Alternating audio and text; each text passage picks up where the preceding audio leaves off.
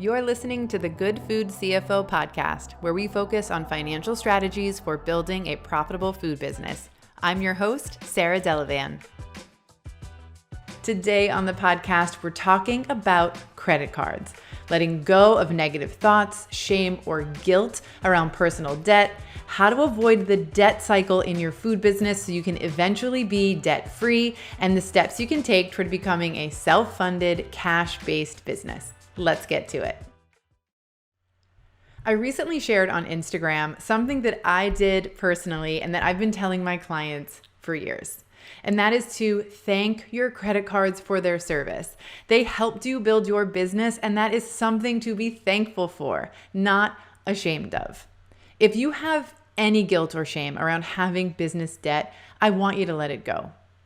Because you are not bad with money because you have debt, and because having debt and being profitable are not mutually exclusive. You can operate a profitable food business and have debt.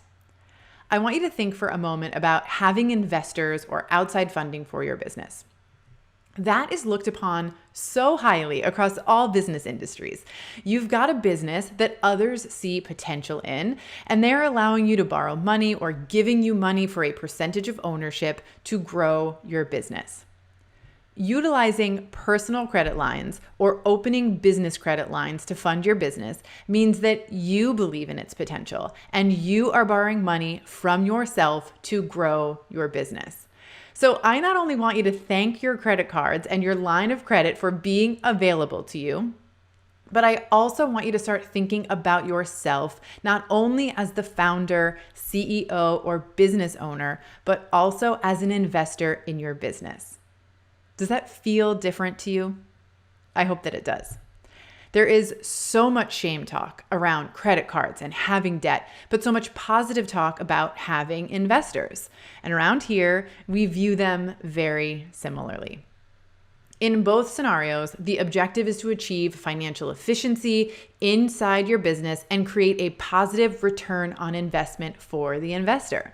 If you have funded your business with personal or business credit loans, that is you. So on the positive side, your investment may have helped you purchase equipment or materials or the software and subscriptions that you need to operate and get your business going.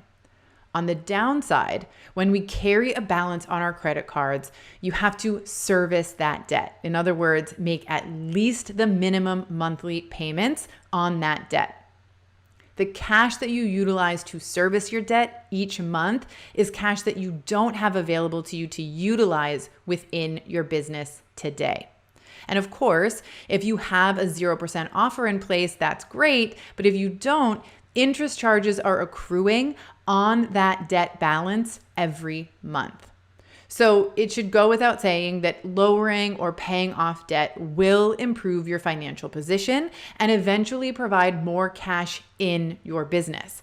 And both of those are very good things. But remember, you are not bad with money because you have debt. You are an equity investor in your business, and you can have a profitable food business and have debt. And in fact, becoming profitable is a good way to pay off that debt. Something that I hear from food business owners often is that they feel like they need to pay off their credit card bills in full every month, even if doing so is going to result in not having enough cash in the business to pay for operations, requiring them to continue using their credit card, right? Eventually paying all or a big chunk of it off, and then being so low on cash that they have to rely on their card again. We call this the debt cycle. Now, the biggest concern with the debt cycle is that interest may be accruing on that debt every month, right? When you accumulate it and as it sits there. And in some cases, business owners or their team members are spending beyond the means of the business because the expenses go unexamined, right? You're spending because you've got the available credit on your card, and that can get dangerous. So what can you do to prevent this cycle and begin moving toward becoming a cash-based business? First, release the need to pay off your credit cards immediately. And then create a plan, because you may not be able to operate as a cash-based business right away, and you might need to utilize your credit card to keep things going for the time being. So get clear on where you are financially right now, what is realistic in terms of servicing or paying down your debt each month, and create a plan to stop utilizing your credit cards for business purchases and then for paying down the debt within a stated time frame.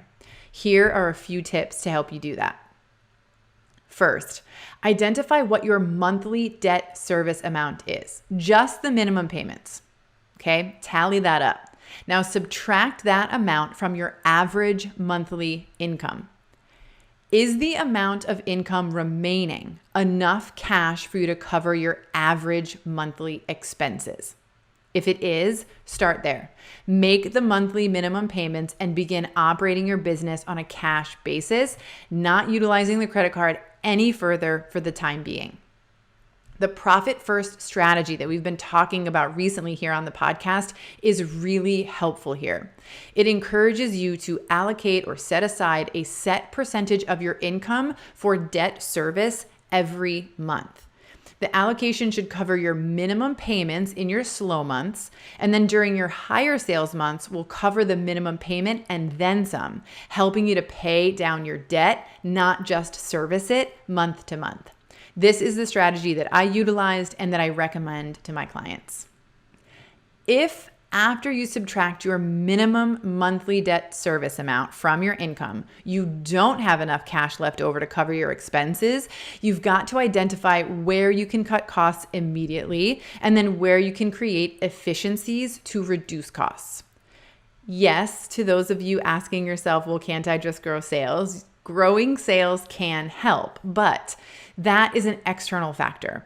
And before focusing on that, it's important to be sure that the internal factors in your business, the things that you can control, are taken care of.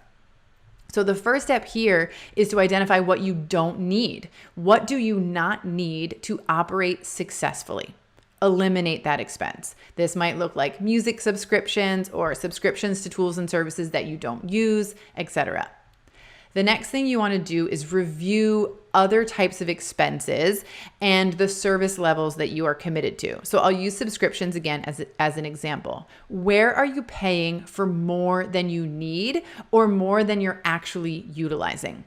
Lower those memberships or subscription levels to cut costs. I typically do this on a quarterly basis because so much can change in just 3 months. And then after that, take a deeper dive into your business and identify where you may focus your attention to improve physical and financial efficiencies inside the business. I talk a lot about the profit assessment here on the podcast because it's a great tool for seeing your business finances in a brand new light and determining what area of your business is not working for you, and that by diving into it, you may be able to identify financial efficiencies and improve the financial sustainability and profitability of your business. For example, your COGS may be high and might be limiting the amount of cash that you have in your business to cover your operating expenses. Maybe your gross profit, aka real revenue, looks great, but your overall labor costs are really high. This is insightful information to help you take action and become more financially sustainable in your business. Financial sustainability does not happen overnight, right? But with consistent action in the right parts of your business, you will get there. And when you have the trifecta of controlled costs, financial efficiency, and growing sales, you are surely on your way to operational profitability, business profitability, and paying down your debt. Lastly, for those of you implementing Profit First in your food business, each quarter, take 99% of your funds in your profit account and use it to pay down your debt. That last 1% is just for you. No matter what the amount is, use it to treat yourself and enjoy it. Once your debt is paid off, the profit account goes from being a debt-busting tool to a source for your quarterly dividend payment. During this process, might you have to use your cards from time to time? Sure. But using it specifically and always having a plan to pay it off will help keep you out of the debt cycle.